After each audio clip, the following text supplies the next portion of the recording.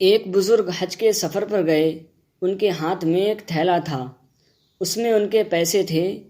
ایک راستے سے گزر رہے تھے تو ایک چور ان کے ہاتھ سے وہ تھیلا چھین کر بھاگ گیا۔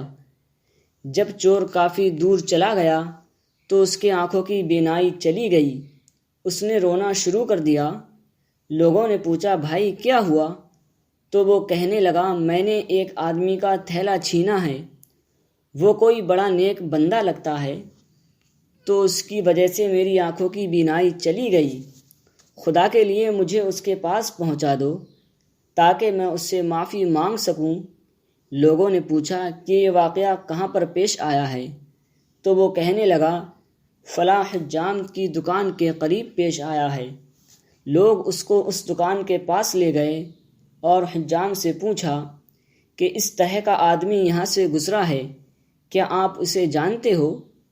تو حجام نے کہا، مجھے اس کے گھر کا تو پتہ نہیں، البتہ نمازوں کے لیے وہ آتے جاتے ہیں، کل صبح نماز کے لیے پھر آئیں گے۔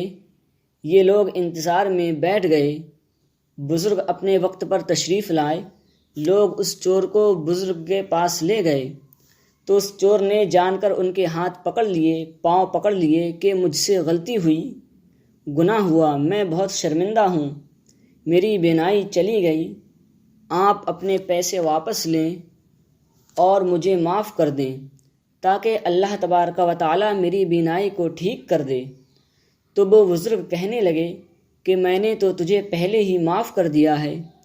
یہ بات سن کر چور بڑا حیران ہوا اور کہنے لگا، حضرت میں تو آپ کا تھیلا چھین کر بھاگا اور آپ فرماتے ہیں کہ میں معافی مانگنے سے پہلے ہی آپ نے معاف کر دیا۔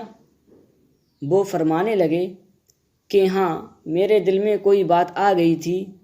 فرمانے لگے کہ میں نے ایک حدیث پڑھی جس میں نبی کریم صلی اللہ تعالیٰ علیہ وآلہ وسلم نے ارشاد فرمایا، قیامت کے دن جب تک میری امت کا حساب پیش کیا جائے گا تو میں اس وقت تک میزان کے قریب رہوں گا، اس لیے میں نے معاف کر دیا کہ نہ تو مقدمہ ہوگا اور نہ ہی میرے محبوب کو جنت میں جانے میں دیر لگے گی، وہ جلد جنت میں تشریف لے جائیں گے۔